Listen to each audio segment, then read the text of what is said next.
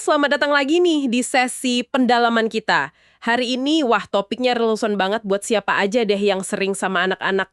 Kita mau ngobrolin soal menetapkan dan mempertahankan batasan. Sumber kita kali ini dari kutipan buku Tiny Humans Big Emotions. Fokusnya ke kecerdasan emosional anak. Oke. Nah, Anda pernah nggak sih pusing gitu ya, pas si kecil kayaknya sengaja banget nguji kesabaran? Atau mikir, aduh masa sih ngomong jangan terus? Pasti sering ya. Nah, pas banget kalau gitu. Misi kita kali ini nih, kita mau gali lebih dalam soal batasan yang efektif menurut buku ini, itu kayak gimana sih? Bukan sebagai alat kontrol ya, tapi justru buat bangun rasa aman dan hubungan yang lebih kuat sama anak. Siap ya, kita bongkar bareng? Siap. Menarik ini. Oke, kita mulai dari cerita deh, biar kebayang. Di buku ini ada cerita anak namanya Mika. Mika ya? Iya, dia ini lempar balok mainan gitu ke arah orang dewasa di kelasnya. Nah, reaksi pertama kan mungkin langsung, wah teriak ya, hei jangan lempar balok, bahaya gitu kan? Iya, biasanya gitu. Refleks. Tapi pengasuh di cerita ini pendekatannya beda. Dia nyamperin Mika, tenang gitu, terus bilang, Mika, saya tidak akan membiarkanmu melempar balok lagi di kelas kita. Langsung ke intinya ya. Iya, sambil kayak siap nahan gitu kalau Mika mau lempar lagi. Terus dia kasih alternatif. Kalau mau ajak temen main, katanya kamu bisa bilang main yuk. Atau sentuh pelan temennya terus bilang main yuk. Oh, dikasih solusi ya. Dan berhasil loh. Mika akhirnya ngajak main temennya. Ibunya sampai wah heran gitu kok bisa pengasuh ini bikin Mika nurut. Nah, ini dia nih poin pentingnya. Si pengasuh itu tujuannya bukan sekedar kepatuhan sesaat, tapi lebih ke membangun pemahaman soal batasan demi keselamatan bareng. Buku ini tuh nekenin banget bedanya batasan sama ancaman. Ini krusial. Oke, bedanya apa tuh? Jadi, batasan itu sumbernya dari kekuatan pribadi kita sebagai orang dewasa. Apa yang Anda bersedia atau nggak bersedia lakukan atau terima. Dan yang penting banget, batasan itu selalu nyambung sama konsekuensi logis dan langsung dari tindakan anak, yang biasanya melibatkan tindakan kita. Contohnya gimana tuh, biar lebih jelas? Contoh paling gampang ya, batasannya, saya tidak akan membiarkanmu memukul badan saya. Nah, konsekuensi langsungnya apa? Kalau kamu tetap coba mukul, saya akan bergerak menjauh buat jaga diri saya. Gitu. Oke. Jadi fokusnya ke tindakan kita buat jaga keamanan ya, bukan ngontrol anaknya harus gimana. Tepat. Fokusnya di saya akan melakukan apa. Nah, kalau ancaman, itu yang sering kita dengar mungkin ya. Nah, kalau ancaman itu beda lagi mainnya. Itu lebih ke soal kekuasaan, kontrol atas orang lain. Tujuannya seringkali manipulasi biar anak nurut. Biasanya pakai rasa takut atau rasa bersalah. Justru ancaman ini bisa merusak rasa aman loh, baik fisik maupun emosional. Contohnya banyak deh. Kayak gimana tuh contohnya? Misalnya, awas ya, kalau kamu pukul saya lagi, nanti dihukum. Atau, kalau kamu pukul mama, mama jadi sedih loh, nggak mau main lagi sama kamu. Manipulasi emosi ya itu. Betul. Atau yang kayaknya halus, kalau mukul terus, nanti nggak dapat es krim loh. Oh iya. Coba perhatikan deh, semua contoh tadi fokusnya kan mengendalikan anak pakai konsekuensi dari luar yang nggak nyambung langsung sama perilakunya. Atau yaitu tadi, mainin emosi. Ini masuknya ke keluarga hukuman, konsekuensi buatan. Bukan bagian dari batasan yang sehat menurut buku ini. Wah, jelas banget bedanya sekarang. Buku ini malah nyaranin kita bilang kayak, saya tidak marah sama kamu kok, kamu nggak ada masalah. Sebelum kita nyebutin batasannya. Buat negesin, ini bukan hukuman, bukan luapan emosi kita aja. Oh, jadi penting ya misahin batasan dari emosi kita pas saat itu? Penting banget, biar jelas pesannya. Oke, paham. Nah, terus soal konsistensi. Ini kan sering banget disebut-sebut ya. Kenapa sih konsistensi ini jadi kunci banget? Konsistensi itu ibaratnya kayak kita lagi bangun rel kereta api di otaknya anak. Rel kereta api, gimana tuh maksudnya? Ya, sama kayak kita punya rutinitas harian, misalnya mandi sore jam 5. Lama-lama kan otomatis aja tuh, nggak pakai mikir lagi. Nah, batasan yang kita terapkan secara konsisten, itu bantu anak ngerti apa yang diharapkan. Lingkungannya jadi bisa diprediksi, dan itu bikin mereka merasa aman. Oke, masuk akal. Di buku ini ada analogi bagus dari pengalaman penulisnya sendiri waktu awal pacaran. Jadi, kalau dia mulai teriak gitu pas lagi berantem, pasangannya itu konsisten. Langsung berhenti ngomong, terus pergi sebentar. Oh ya. Iya. Akhirnya dia belajar, kalau mau masalahnya selesai, ya nggak bisa pakai teriak-teriak. Batasan pasangannya jelas, konsisten, dan akhirnya ngebentuk pola interaksi baru yang lebih sehat. Wah, contohnya kena banget itu. Relatable ya, bahkan buat kita orang dewasa. Iya kan? Balik ke Mika tadi yang lempar balok. Gimana konsistensi main peran di situ? Nah, si Mika ini lempar balok pas ada ibunya, itu kemungkinan besar dia lagi ngetes. Ngetes gimana? Ngetes, ini aturan main dari pengasuhku berlaku nggak ya kalau ada ibuku di sini? Gitu. Karena si pengasuh ini udah konsisten sebelumnya. Mungkin udah sering dia nahan lemparan balok Mika pakai cara yang sama. Ah, oke oke. Akhirnya, Mika jadi paham, oh, batasan ini tuh beneran ada dan bisa diandelin. Siapapun yang ada di ruangan ini, aturannya tetap sama. Konsistensi itu ngirim pesan kuat banget. Orang dewasa ini bisa diandalkan buat jaga aku dan orang lain aman dalam situasi apapun. Ini fondasi rasa aman yang sejati. Menarik banget cara pandangnya. Jadi kalau anak dorong-dorong batasan itu bukan semata-mata cari gara-gara atau nggak nurut gitu ya.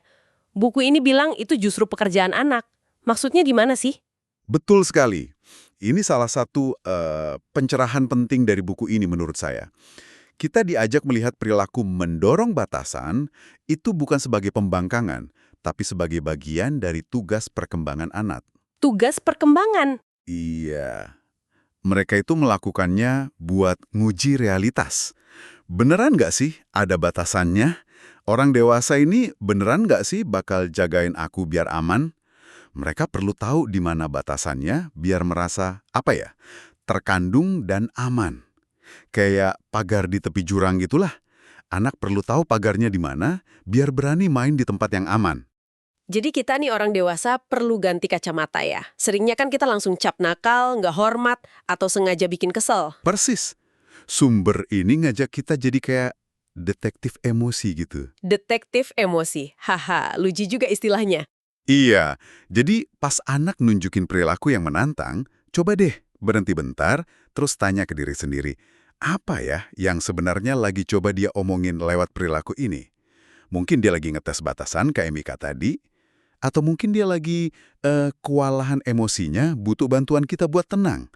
Atau, yang sering banget terjadi, dia lagi coba penuhin kebutuhan dasarnya. Koneksi. Koneksi ya, bukan cuma perhatian. Iya, buku ini ngasih contoh reframing yang bagus banget. Daripada mikir, duh rewel banget sih ini anak, coba ganti jadi, dia lagi usaha nyuarain kebutuhannya nih. Gimana ya cara aku ngajarin dia nyampeinnya dengan cara yang oke buat kita berdua? Oke, oke. Atau pas lihat coretan di dinding lagi, daripada langsung, ya ampun, gambar di dinding lagi, kan udah dibilangin nggak boleh. Coba mikir, perilakunya ini pasti ada artinya. Jangan-jangan dia tadi coba cari koneksi pas aku lagi sibuk teleponan ya. Wah, dalam juga ya. Dan yang paling umum nih, daripada langsung mikir, dasar anak nakal. Coba reframing jadi, dia lagi ngetes batasan buat mastiin rasa amannya. Justru pas aku bisa netapin dan megang batasan dengan jelas dan tenang, dia malah akan merasa lebih aman. Wah, reframing itu benar-benar bisa ngubah cara kita respons ya, ngasih jeda buat mikir dulu. Banget. Mengingatkan diri sendiri, anakku lagi ngelakuin yang terbaik dengan kemampuan dia saat ini, dia butuh dukunganku. Itu bisa jadi kayak mantra ya, jadi lebih penasaran, bukan marah duluan. Tepat sekali. Jadi detektif bukan hakim. Oke, teorinya udah mulai kebayang nih. Sekarang, pertanyaan sejuta umat. Gimana cara praktisnya nerapin ini sehari-hari? Biar nggak kayak diktator kecil di rumah gitu kan. Sumber ini punya tips apa aja? Pasti ada dong. Salah satu strategi kuncinya itu, temukan ya di dalam tidak. Iya di dalam tidak. Gimana tuh? Maksudnya, pas kita perlu ngelarang sesuatu, sebisa mungkin kita tawarin alternatif yang boleh dia lakuin. Contoh di buku. Sayang, Mama nggak akan biarin kamu manjat meja makan ya, itu nggak aman. Tapi kamu boleh manjat sofa kalau memang lagi pengen gerak-gerak. Ah, oke. Jadi ada larangan, ada yang dibolehin. Ya, dan yang penting banget nih, kita harus beneran megang batasan itu. Kalau perlu ya secara fisik, tapi dengan tenang. Kalau anaknya tetap nekat naik meja, ya kita bantu dia turun. Sambil diulang lagi batasannya apa, alternatifnya apa. Jadi kitanya juga harus konsisten ya megang batasannya. Harus. Biar anak lihat kita serius, tapi bukan karena marah atau mau ngehukum. Oke, menemukan ya di dalam tidak. Saya suka itu. Ada lagi nggak cara praktis lainnya? Ada kasih pilihan di dalam batasan yang udah kita tetapkan. Pilihan di dalam batasan. Iya, ini penting buat ngasih anak rasa punya kontrol, punya suara, gitu. Meskipun ya dalam situasi yang pilihannya sebenarnya terbatas. Contohnya? Contoh klasik deh, batasannya udah waktunya tidur, perlu pakai piyama. Pilihannya bisa, udah waktunya pakai piyama nih, kamu mau pakai sendiri atau mau mama bantu pakaikan? Atau batasannya, gigi harus disikat sebelum tidur. Pilihannya, mau sikat gigi sama mama atau sama papa malam ini? Oh iya iya, anaknya tetap harus lakuin rutinitasnya, tapi dia Betul. ngerasa punya andil gitu ya. Merasa dilibatkan. Nah, ini ada poin menarik lagi nih di buku ini soal menghormati kata tidak dari anak. Ini kayaknya agak lawan arus ya. Ini emang perlu pemahaman yang lebih dalam dikit. Buku ini nyaranin kita hormati penolakan anak kalau memungkinkan dan nggak bahaya. Ada cerita penulisnya sendiri, pas dia masih kecil banget, sekitar 18 bulan gitu, nolak pakai baju pilihan ibunya. Terus gimana? Enggak, ibunya bukannya maksa, malah nawarin pilihan lain yang tetap sesuai sama kondisi saat itu.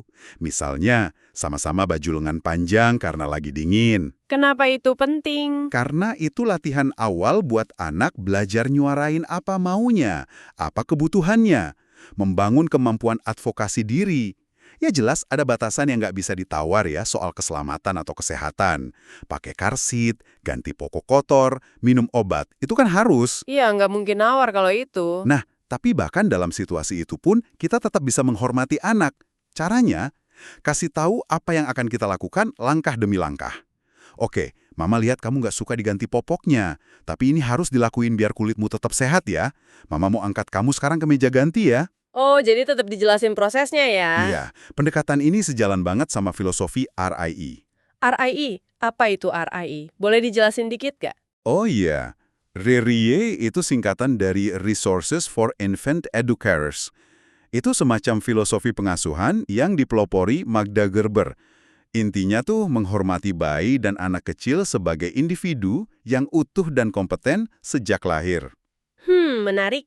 Jadi, ya perlakukan mereka dengan respek yang sama kayak kita ke orang dewasa, termasuk soal komunikasi dan persetujuan sejauh mungkin sesuai umur mereka. Oke. Makasih penjelasannya. Jadi, menghormati tidak mereka, ngasih tahu apa yang akan kita lakukan, itu bagian dari respek ya. Dan ini nyambung ke poin soal persetujuan terkait sentuhan fisik. Nyambung banget. Buku ini ngasih contoh kuat soal gimana kita bisa nguatin suara anak terkait badan mereka. Misalnya nih, ada anak yang mungkin ketawa pas digelitik, tapi sebenarnya dia udah nggak nyaman atau udah cukup. Orang dewasa kan sering salah ngartiin ketawa itu sebagai iya, suka banget. Oh iya benar juga. Atau contoh lain, ayahnya penulis buku ini lagi main zirbert sama cucunya. Tahu kan? Nyup perut gitu sampai bunyi lucu. Haha, iya tahu. Nah, meskipun cucunya ketawa-ketawa, si kakek ini tetap nanya, mau lagi nggak? Pas cucunya geleng-geleng kepala, dia langsung berhenti. Padahal tadinya ketawa. Wah, itu keren sih. Ini pelajaran dasar banget soal konsen atau persetujuan yang diajarin sejak dini. Bahwa badan mereka itu punya mereka, dan suara mereka didengerin. Ini penting banget ya. Seringkali kita lupa hal-hal mendasar gini. Nah terus gimana kalau kita curiga nih, anak dorong batasan tuh karena butuh perhatian. Buku ini ngoreksi ya, mungkin lebih tepatnya butuh koneksi. Ada contoh kasusnya? Iya, ini bedanya tipis, tapi penting banget. Buku ini nyeritain kasus Jasmine, anak yang baru balik sekolah habis libur panjang. Dia nunjukin perilaku cari perhatian yang klasik banget. Lari-lari di kelas, rebut mainan temen, manjat rak buku yang dilarang. Wah, tipikal ya. Terus gimana? Awalnya guru-gurunya responsnya ya ngejar, negur, narik dia turun. Tapi itu malah secara nggak sengaja ngasih dia hadiah berupa perhatian intens, meskipun negatif. Perilakunya yang nggak membaik. Lalu, apa yang akhirnya berhasil? Gurunya coba strategi beda. Cerdas banget ini. Bukannya fokus ke perilaku negatifnya, selama masih aman ya, guru ini mulai proaktif ngundang Jasmine ke interaksi positif. Gimana caranya ngundang? Gurunya duduk di pojok baca, terus mulai bacain buku favorit Jasmine pakai suara yang seru gitu. Awalnya Jasmine masih cuek, masih coba ngetes dengan perilakunya. Tapi pelan-pelan, dari seberang ruangan, dia mulai ikut niruin suara binatang di buku itu, terus komentar dikit. Akhirnya nggak tahan deh gabung baca buku bareng. Oh, wow. Pelajarannya apa? Kalau akar masalah dari sebuah perilaku itu adalah kebutuhan koneksi yang belum penuh, perilaku bermasalah itu kemungkinan besar nggak akan hilang cuma ditegur atau dihukum. Kebutuhan dasarnya harus dipenuhi dulu. Jadi kuncinya bukan madamin api, tapi ngasih apa yang dibutuhin biar apinya nggak perlu muncul ya. Menawarkan jalur koneksi alternatif yang sesuai batasan kita. Tepat. Misalnya kalau anak manjat-manjat badan kita pas kita lagi kerja, kita bisa bilang, sayang mama nggak bisa diganggu panjat-panjat sekarang. Tapi mama lihat kamu kayaknya butuh deket ya. Mau duduk di pangkuan mama sebentar sambil lihat mama kerja, atau mau kita pelukan dulu 5 menit sebelum mama lanjut? Gitu kali ya. Nah, persis kayak gitu. Mengakui kebutuhannya, mama lihat kamu butuh deket, sambil tetap jaga batasan kita. Tapi nggak bisa dipanjat sekarang. Terus nawarin alternatif koneksi yang bisa kita kasih. Mau duduk di pangku, pelukan bentar. Ini butuh latihan tentu aja. Pastinya. Nah, ada satu konteks lagi nih yang dibahas. Soal batasan pas ada perubahan besar dalam hidup anak. Kayak pindah rumah, adik baru lahir, atau orang tua pisah. Biasanya kan kita jadi lebih longgar ya aturannya, kasihan anaknya lagi stres. Tapi buku ini bilang sebaliknya. Betul. Ini dibahasnya sih di bab 12, tapi intinya relevan banget sama topik kita. Logika kita kan biasanya pengen mudahin anak pas lagi susah ya. Tapi penulisnya bilang justru pas dunia anak lagi rasanya jungkir balik, penuh ketidakpastian gitu, pindah rumah, sekolah baru, keluarga berubah, batasan yang tetap sama dan konsisten itu fungsinya kayak jangkar. Jangkar. Maksudnya? Iya, jangkar. Ngasih rasa aman dan stabilitas yang justru lagi mereka butuhin banget. Kalau mereka tahu ada beberapa hal yang nggak berubah, itu bantu mereka hemat energi emosional buat fokus ngadepin perubahannya itu sendiri. Nggak perlu nebak-nebak aturan main baru terus. Masuk akal juga ya. Jadi konsistensi itu malah jadi penyelamat di masa sulit. Tapi nih, namanya juga manusia ya. Kadang kita udah netepin batasan, terus baru sadar, loh kok kayaknya batasan ini nggak perlu ya? Atau wah jadi aku salah nih maksa anak. Gimana kalau gitu? Apa kata buku ini? Nah, ini bagian yang bikin lega. Nggak apa-apa kok buat nggak sempurna. Buku ini justru nekenin pentingnya kita ngakuin kesalahan kita. Ada cerita bagus soal Amelia yang lagi asik main truk terus nggak mau bagi ke temennya, Sam. Penulisnya, pas itu jadi pengasuhnya, awalnya ngotot Amelia harus bagi. Terus? Tapi setelah dia ambil waktu bentar buat mikir ulang, dia sadar kalau maksa bagi saat itu tuh nggak tepat. Dia balik lagi ke Amelia, minta maaf udah maksa, terus ngevalidasi hak Amelia buat nggak mau bagi mainannya saat itu. Wah, dia minta maaf ke anaknya. Iya. Dan momen itu, kata penulisnya, malah jadi pelajaran yang jauh lebih berharga soal rendah hati, ngaku salah, dan benerin hubungan daripada sekedar maksa bagi mainan. Itu butuh keberanian dan kerendahan hati ya dari kita sebagai orang dewasa. Ada contoh lain nggak? Ada lagi cerita ibu namanya Stacy. Dia pulang kerja stres berat, terus lihat anak-anaknya lagi seru main pakai bantal sofa di lantai, berantakan gitu. Waduh. Reaksi pertamanya ya marah. Nyuruh mereka cepet rapiin, alasannya bantal itu tempatnya di sofa. Klasik. Tapi pas anaknya ngejelasin mereka lagi main pura-pura lantai adalah lava, Stacy jadi sadar. Batasan dia tadi itu lebih karena egonya dia sendiri pengen rumah rapi, dia ngerasa terkendali, bukan karena alasan keamanan atau nilai keluarga yang penting. Oh, jadi kadang kita bikin aturan cuma karena pokoknya harus gitu ya? Bisa jadi, tanpa dasar yang kuat. Buku ini bilang, boleh banget, malah bagus kalau kita evaluasi lagi batasan-batasan kita. Ini beneran penting nggak sih? Ini soal aman atau nilai inti atau cuma maunya aku aja? Ngubah batasan yang keliru itu bukan tanda lemah loh, tapi tanda kita bertumbuh. Lega dengernya. Jadi, kalau kita simpulkan nih ya dari pembahasan kita, inti dari batasan yang efektif itu, akarnya di rasa aman dan koneksi emosional, bukan soal menang kalah atau siapa yang pegang kuasa. Konsistensi itu pilar utamanya rasa aman, dan yang penting juga, ubah cara pandang kita. Pas anak mendorong, seringnya itu cara dia komunikasi, cara dia belajar, bukan murni mau ngelawan. Dan secara praktis tadi ya, ingat cari ya di dalam tidak, tawarin pilihan di dalam batasan, hormati suara dan penolakan anak sebisa mungkin, apalagi soal badannya.